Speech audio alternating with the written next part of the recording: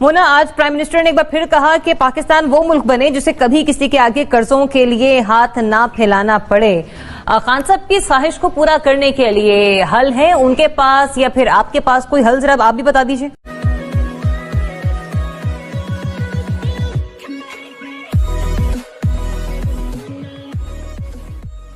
नमस्कार दोस्तों, ये हमारा फैक्ट और इस वीडियो के अंदर दरअसल बात हो रही है कि इमरान खान जो कि पहले कहता था कि हम आईएमएफ से लोन नहीं लेंगे, किसी भी कंट्री से लोन नहीं लेंगे, उल्टा हम किसी और कंट्री को लोन देंगे, मतलब कि आर्थिक सहायता देंगे, लेकिन ऐसा होता तो नहीं दिख रहा है। लेकिन ये हो रहा है कि अगर किसी एक कंट्री से 1 बिलियन 2 बिलियन 5 बिलियन की जो लोन मिलती है, भीख मिलती है, उसको भी इमरान खान अपनी जीत बता रहा है और ट्वीट करके पूरी कंट्री को, मतलब कि पूरे पाकिस्तान को बता रहा है कि भाई हमें इतना पैसा मिल गया। अरे भाई 22-23 करोड़ की जनता है पाकिस्तान के अंदर, अगर कहीं से 2-5 बिलियन ले भी आए तो उससे क्या होगा? आपको क्या चाहिए? आपको ये चाहिए कि इंडस्ट्री वहां पे अच्छी खासी चले, वहां पे रोजगार मिले, लेकिन ऐसी कुछ भी बात वहां पे हो नहीं रही है। और दरअसल सिचुएशन ये है कि 2018 में इमरान खान के आने के बाद जो चीज पहले 10-10 रुपए में मिलती थी, वही चीज अब 100-100 रुपए तक या फिर 150-150 रुपए तक की हो चुकी है। तो दोस्तों, इसी के साथ ये वीडियो शुरू करते हैं। Thank you Sariab. असल में हल इसका काफी पेचीदा है और हल पेचीदा भी है, जितना पेचीदा है उतना आसान भी है। सीधी सीधी बात है, हमने सेल्फ रिलायंट होना है। हम एक बहुत, जैसे कहते हैं, ऐसी जगह हम फंसे हुए हैं कि जहां से निकलना इस पॉइंट इन टाइम पर मुश्किल है। मैं इस बिट से एग्री करूंगी। खैर, ये ख्वाहिश अच्छी है, लेकिन ख्वाहिशात को जो हमने जैसे कहते हैं ना, अमली जामा पहनाना है, वो अब असल बात है ना। असल तो बात ये है कि we have to walk the talk.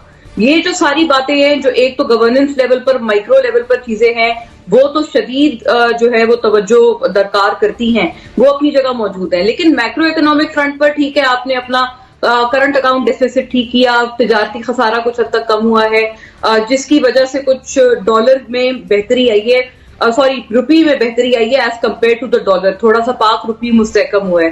सारी बातें अपनी जगह, लेकिन हम एक जाल में फंसे हुए हैं इस वक्त। इसको हम लोग एक विशियस साइकिल कहते हैं। कोई भी इसके अंदर से निकलने में मैं नहीं समझती कि कामयाब हो पाया है अब तक। कोई 70s में, 80s में, या चले 2000 से पहले का अगर हम थोड़ा सा वक्त लगा ले, सेफली स्पीकिंग, तो ये कुछ बेहतर वक्त था जब हम लोग इस किस्म के एक विशेष साइकिल में नहीं मुब्तला थे।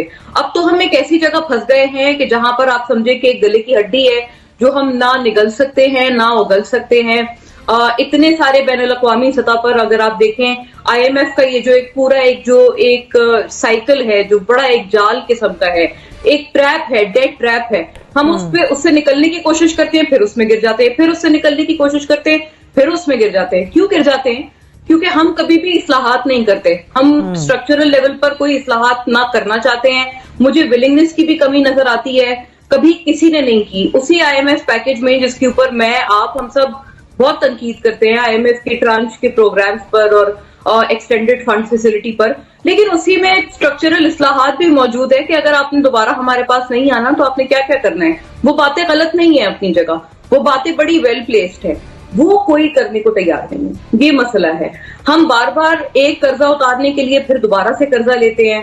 आपने देखा कि शुरू में ये भी कोशिश की गई, जिसका इवन प्राइम मिनिस्टर ने तस्लीम किया कि उन्होंने गलती की, आईएमएफ के पास पहले रुख ना करके।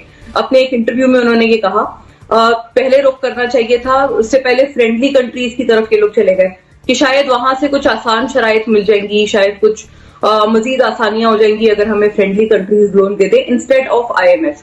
लेकिन वो एक बहुत बड़ा दावा था, एक बहुत बड़ा क्लेम था जो उन्होंने अपनी इलेक्टोरल तकारीर में किया था। उसको वफा करना बहुत मुश्किल था, बहुत मुश्किल है, क्योंकि अल्टीमेटली जाना तो आपने आईएमएफ के ही पास था। उससे निकलने के लिए जो इस्लाहात आपको खुद आईएमएफ कहता है कोई करने को तैयार नहीं है। इसके अंदर पार्लिमानी रोड ब्लॉक्स है, पार्लियामेंट में भी रोड ब्लॉक्स हैं, ब्यूरोक्रेसी में रोड ब्लॉक्स हैं, पूरे आपके सिस्टम में रजे बसे हैं इस तरह के लोग, ऐसे अनासिर, इस किस्म की दरारें और खड्डे जो आपको कभी भी ये स्ट्रक्चरल। अच्छा मोना, आपकी गुफ्तगू से जो मैं समझ पाई हूं, मुझे थोड़ा क्लियर कर दीजिएगा। आपने कहा कि ये तो हमारे पास कोई दूसरी ऑप्शन नहीं है, हमने आईएमएफ का प्रोग्राम कंप्लीट करना ही करना है क्योंकि सिचुएशन इकोनॉमी की ऐसी। लेकिन आईएमएफ के अपने प्रपोजल में कुछ स्ट्रक्चरल रिफॉर्म्स मौजूद हैं कि जिन पर हम चलकर कुछ ना कुछ मौशी पॉलिसियों को बेहतर कर सकते हैं। उस पर हम नहीं चलना चाहते, यही मेरा अर्ज है Zariyab. I am very certain about it. कोई नहीं चलना चाहता। आप चलने की कोशिश करके देख लें, आपको इतनी मुखालफत आएगी कि आप कहेंगे कि शायद इससे बड़ी मुखालफत तो कोई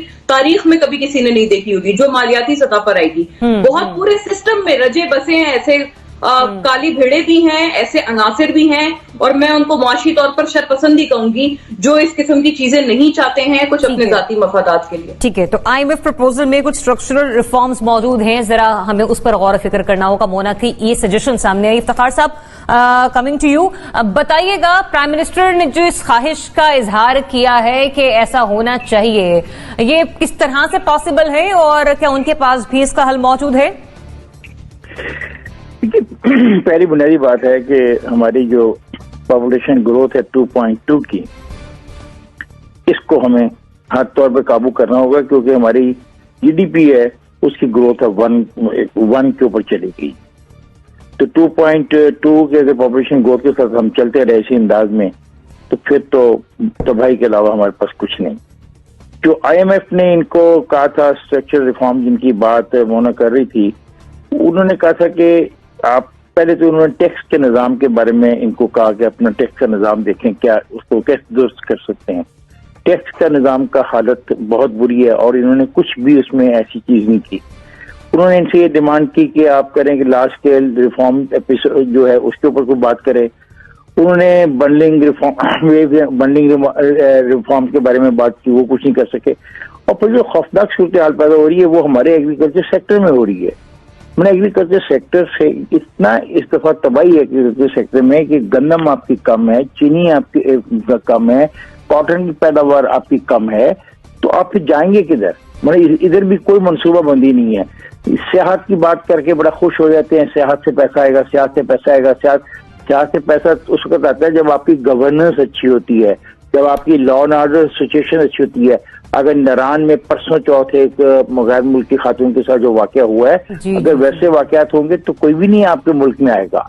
और फिर आपने जो और रिस्ट्रिक्शन लगा रखी हैं, और इन इलाकों में मुझे अफसोस से ये कहना पड़ रहा है कि जो हमारे नॉर्दर्न एरिया के सियासी इलाके हैं, वहाँ पे जो रुझान है एक खास किस्म का पाया जाता है औरत के हवाले से और गैर मुल्कियों के हवाले से।